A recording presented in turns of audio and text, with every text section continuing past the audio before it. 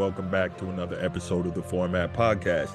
Here we go with another one, and football season is rapidly approaching. It's time for the NFL. It's time for college football. Today we're going to talk some NFL.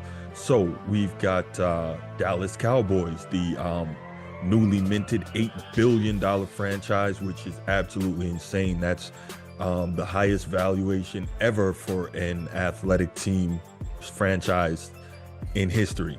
I always find it interesting, and I'm just digressing for a minute. I always find it interesting that the Cowboys are the highest valued athletic franchise. I would have thought maybe it would have been the Yankees or Manchester United over there in the English Premier Soccer League, English Premier Football League, if you're anywhere outside the United States. But nope, it's the Cowboys. They're worth over $8 billion.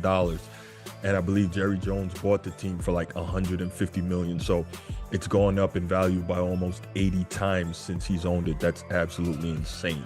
So credit to Jerry, credit to the marketing genius who's always been involved with the Cowboys, that whole America's team thing. I don't really get it, but hey, so be it. I've been a proponent, at least for the last 20 years, that if we're going to do America's team, it probably should be the Patriots because, well, the Patriots, and because they have consistently won during that time period. But anyway, this is not about that. But before I get into that, you know what to do. Make sure you go ahead and click that subscribe, that like, and notification bell so that when new episodes of the podcast come out, you can be notified and you know when it's happening, so you can get on that. If you want the audio only version of the podcast, we are available anywhere you get your audio podcast. You can see it right there on the screen if you're on YouTube. If you're not, check locations like Stitcher, Podbean, Google Podcast, Apple Podcasts, wherever you get your audio podcast. Type in the Format Podcast. We should come right up. Finally, if you're able to, please go ahead and give us that 5-star review so that we can rise higher in the algorithm. More sports fans can be able to find us, and we can find more sports fans. All right. So the Cowboys, Dak Prescott. If you watch shows like Undisputed or First Take, they know what is the draw in the NFL. And regardless of the fact that they haven't won since 1995, 96, the Dallas Cowboys are the NFL's biggest draw. Their fans are rabid. Their fans are everywhere.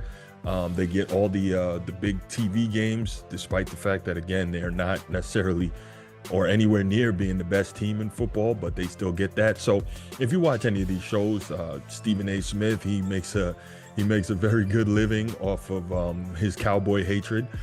Skip Bayless, we know how much he loves the Cowboys. They're almost a daily staple on Undisputed.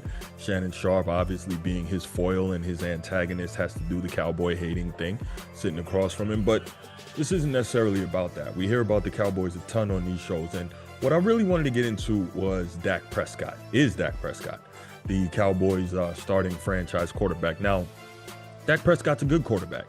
He's not great. He's not elite. No one would tell you he is. And I remember a couple of years ago when he was engaged in contract issues with the Cowboys, I kept saying, don't pay him, don't pay him, don't pay him.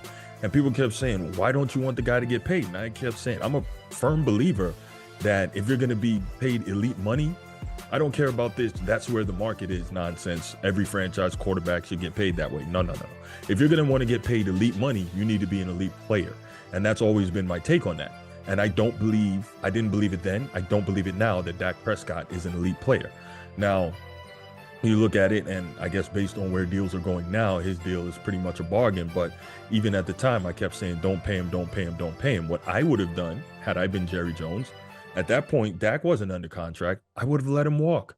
I would have let him walk and get out there on the free agent market and realize that he was not going to get from another team what he thought that he was worth and what he got from the Cowboys. Now, at the end of the day, Dak won. He played his hand correctly, and knowing Jerry Jones's history of buckling and eventually paying guys, he ended up winning. So good for him.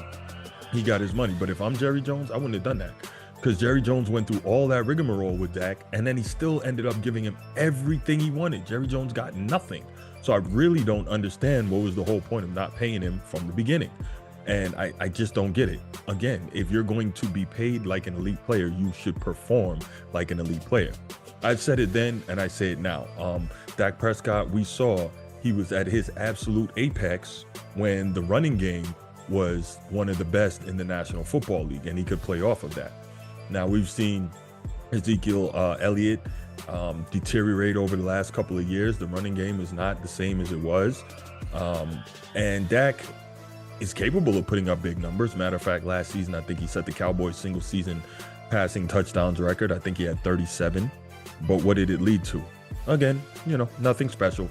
And so now we look at it, and I see this, and the Cowboys are in a very interesting spot this offseason. And I'm not sure what they're going to do going into this current season. They lost wide receiver Amani Cooper, which was one of his best weapons. Defensive end Randy Gregory is gone. Another wide receiver, Cedric Wilson, is gone. Connor Williams, left guard, he's gone. Greg the Leg Zerline, the kicker, he's gone. Tight end Blake Jarwin is gone. So Dak loses a lot of weapons and a lot of production. And the whole point of this is Dak that guy? Is he that guy? Now, I said it, number one, that he wasn't that guy in terms of getting paid like that guy. But the bigger thing now is he that guy that can carry a team? I don't even think Jerry Jones believes that, because if you listen to Jerry, he's out there making it clear that he believes this team still will go through Ezekiel Elliott.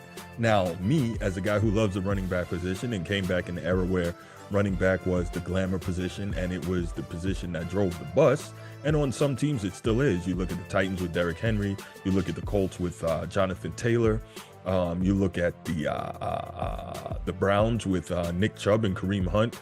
You look at the multi-back set that the multi-back system that the 49ers run with Kyle Shanahan, but just a diverse running game. The point is, as much as people don't want to believe it because it's not sexy, if you can run the football, you can still have a lot of success.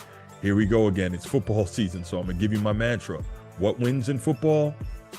Run the ball, stop the run. Stop the run, run the ball. Very simple.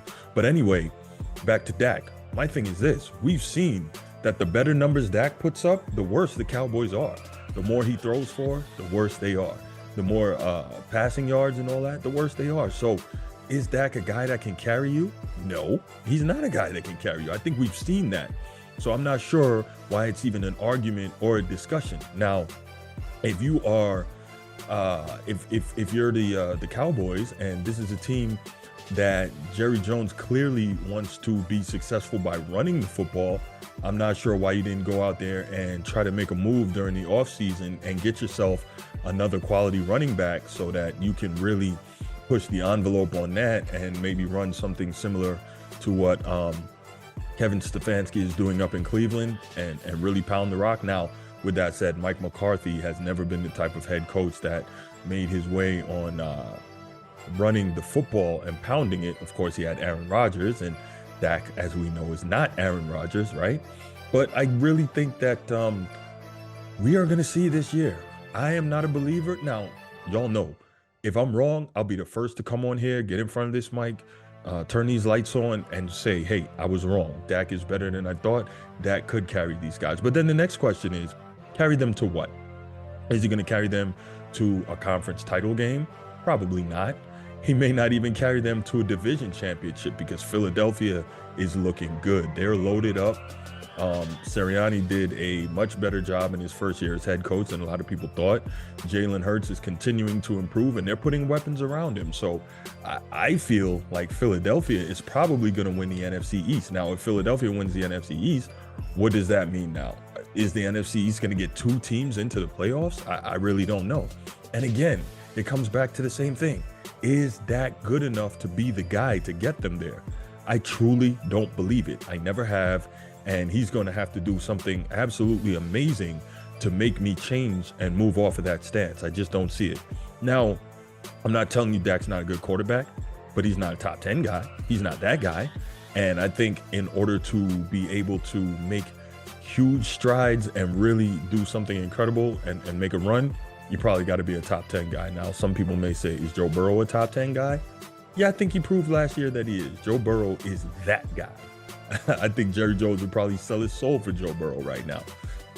Look at what Joe Burrow was able to do as a quarterback, and he was able to do that in a way that most quarterbacks cannot. He had one of the most porous offensive lines in NFL history, maybe the worst offensive line ever to make it to a Super Bowl. So, you know, we'll see what happens, but at the end of the day, it just gets back to the same thing. Jerry overpaid for Dak. Dak is not that guy. If you're still saying that the franchise, that the success of the team is going to go through Ezekiel Elliott running the football, which again, I love running back driven football and offensive schemes. But if you're saying that, then you know you really got a problem if you're Jerry Jones. But hey, Dak, you got the chance to shut me up. You got the chance to prove me wrong. So let's go ahead and see. And when they flame out again, I'll be the first one yelling, "How about them Cowboys?" Except I won't be saying it like Skip does. I'll be saying it and laughing. But that's what I got today. Again, Dak's not that guy. I don't think the Cowboys will have success, and I don't believe Dak can carry them there, because if they do, that's what it's going to take. And since I don't believe it, I don't see it. But yeah, that's all I got on this episode. So happy football season is back. College football is going to be crazy this weekend. Obviously, Notre Dame and Ohio State getting ready to go out in a big primetime game on Saturday night.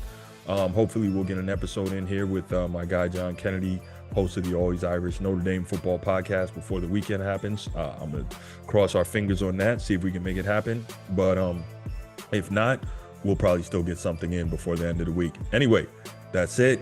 I'm out. Peace.